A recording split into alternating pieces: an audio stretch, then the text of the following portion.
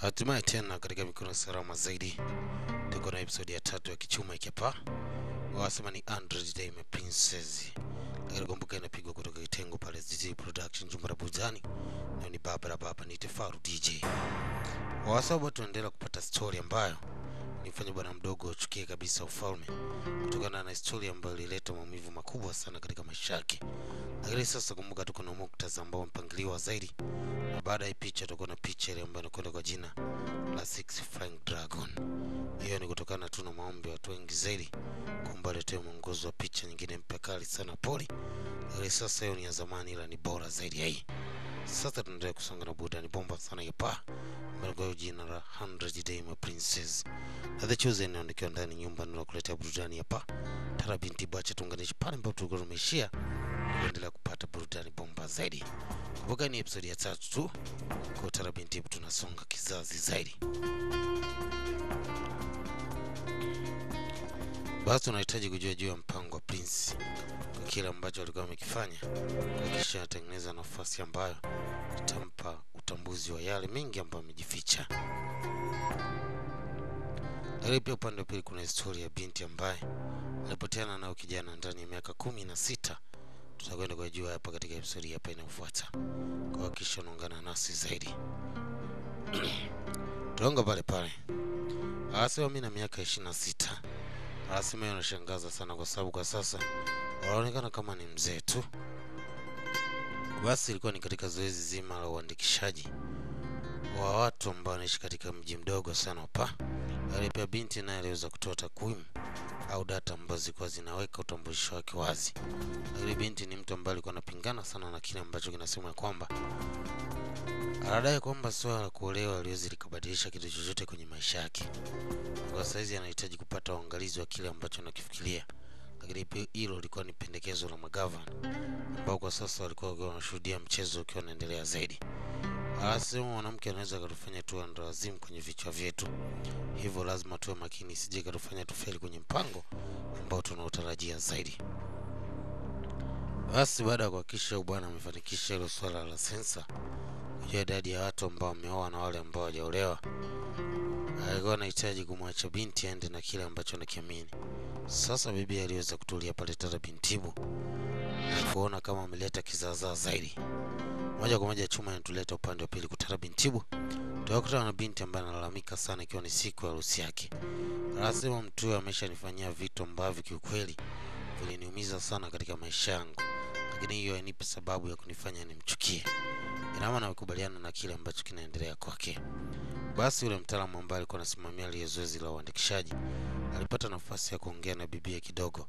Na hapa binti aliweza kumwambia juu ya kitu ambacho kimejificha katika akili yake na upande wa moyo wake. Anasema mimi nishafunga ndoa zaidi ya miaka mingi sana ambayo imepita. Kwa sababu kuna mtu tayari alikuwa ni chaguo langu. Hivyo kwa sasa sidhani kama na sababu yoyote ya kufikiria juu ya hicho ambacho nakisema. Basi moja kwa moja upande wa pili kwa Princess sasa. Ni baada ya kudondoka kwa kupata kizunguzungu, aliweza kuingia Queen. Anasema sijajua itachukua muda gani kuhakikisha anarejea katika hali ya kawaida. Lakini Queen alikuwa mkali zaidi akidai kwamba anahitaji mtu awe sawa ndani ya muda mchache zaidi. Anasema yeye ndo mtu pekee ambaye ameweza kushika maisha yake. Na hivyo itajalisha nini kitakachoendelea, ila ni lazima hakikisha anamweka Prince katika hali ya usawa zaidi. Basi pia katika baraza kubwa kula mawaziri wakiwa na mfalme walikuwa wako katika majadiliano makali sana. Wanasema sasa itakuwaje kumtegemea mtu ambaye kwa sasa imechukua takriban zaidi ya siku 10 kuweza kuamka katika eneo la kitanda na endelee kuwa mtu ambaye tunatumaini la kuweza kututengenezea nchi yetu hapa. Hayo mfalme alisema kitu kimoja tu, wakati usizani kama kuna usaidizi juu hicho ambacho nafikiria. Basi miongoni mwa wajumbe ambao walikuwa katika kile kikao, yani miongoni mwa waziri wanaokamilisha lile baraza, waliweza kukutana na Queen. Na hapo alikuwa na majadiliano yao ya siri zaidi. Lakini Queen alimwambia mimi najua nini ambacho nakifanya. Kwa hiyo kwa wakati mwingine usije kufikiria unaweza kuanzuia kwenye njia ambazo nimepanga mipango yangu zaidi. Lakini sasa upande wa pili kwa bwana mdogo aliweza kuinuka. Na hapo alimuita bodyguard wake. Alihitaji kumpa habari ya kitu ambacho kimejificha sana, kwani kilikuwa ni siri zaidi. Anasema aliweza kugundua siri ambayo ilikuwa imejificha. Kwani zile dawa ambazo alikuwa analetewa zilikuwa zina kemikali ambayo ilikuwa inamletea maumivu sana. Hivyo alihitaji kuzuga tu ili aweze kupata ukweli ni nani ambaye anahusika na kile ambacho kinaendelea katika afya yake sasa. Lakini baada ya kumbana mtu mmoja aliyopa mwongozo tu wa kusema kuna mtu anafahamika kwa jina la Dongju. Huyo ni miongoni mwa makotredi ambao wanafanya kazi katika kitengo cha afya, watakuwa na ujuzi juu ya kile ambacho kinaendelea. Basi bwana mkubwa alihitaji kupanga mpango maalum, kwa sababu kwa sasa alikuwa ameshajua ukweli wa kile ambacho kilikuwa kimejificha. Sasa ilikuwa ni katika eneo ambalo yanafanyika matumizi au shughuli za usomaji. Lakini hapa aliweza kuwa kijana mmoja hivi akiwa anakumbuka kumbukumbu ya mkali juu ya mtihani ambao alipatia na quiz ambayo hakika ilikuwa ni kizaazaa. Ilikuwa pameandikwa anahitaji kurejea nyumbani. Moja kwa moja upande wa pili kwa binti ambaye alipotezana na Prince takriban miaka 16 iliyopita. Anasema kwa sasa anahitaji kutoka. Anasema anajua anahitaji kuondoka na kwenda huko Anyang.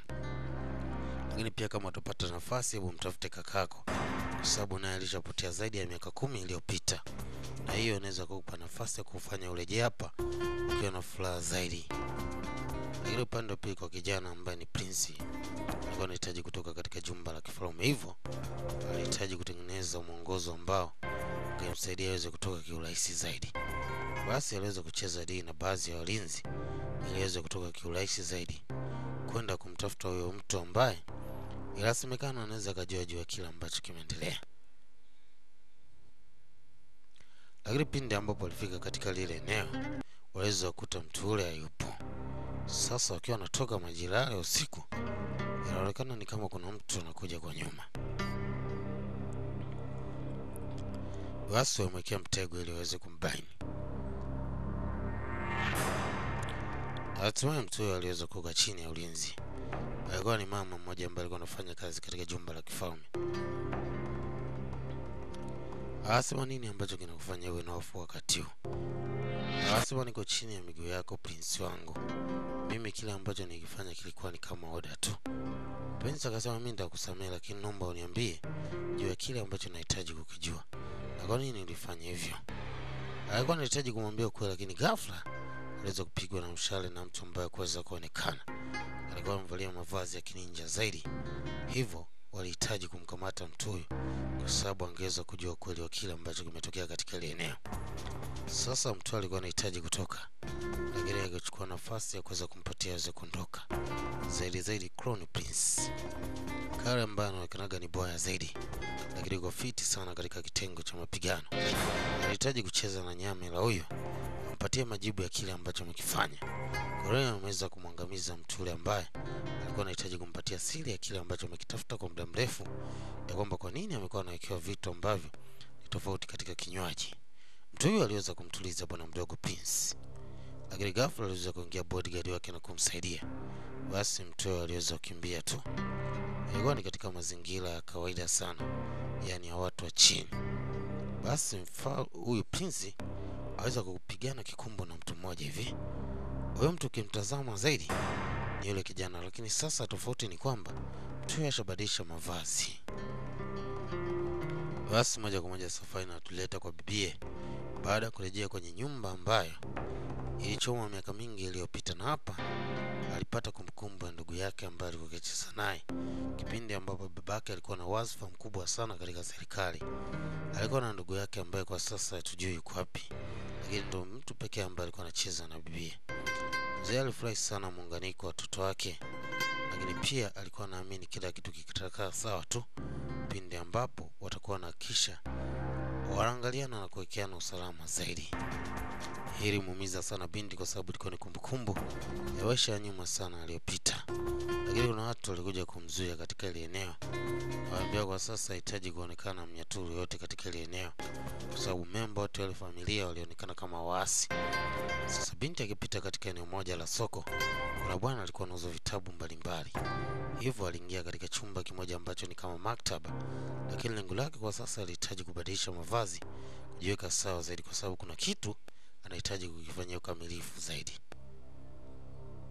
Basi bwana ambaye alikuwa anauza vitabu alikuwa anapiga debe sana kwamba ana vitabu vizuri sana ambavyo vina stories za romance nzuri. hivyo itakuwa vema kama mtu atahitaji kuweza kuvichukua vitabu hivyo. Yale riwaya pendwa kwa lugha rahisi zaidi.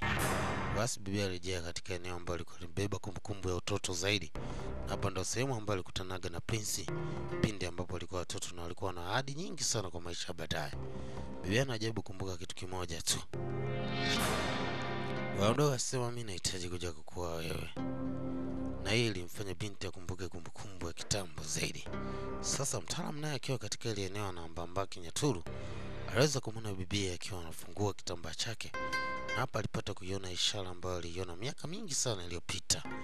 Isitosha kuamini ya kwamba huyu ndio mtu ambaye alipotezana naye takriban miaka 16 ambayo ilipita. Sasa nini ambacho alifanya mkali Prince? Binti baada ya kumwona mtu huyo alihitaji kukimbia tu, sababu kuhitaji show ni kizaazaa zaidi. Mwanaume aliona isiyo mbaya, lazima kisha anafuata kile ambacho amekitafuta takriban miaka 16. Sasa tukutane katika episode safi ya 4 kujua nini ambacho kitajiri katika mzigo bomba sana wa Pa. Hii inapiga kutoka ZC Production pale wasema kitengo sio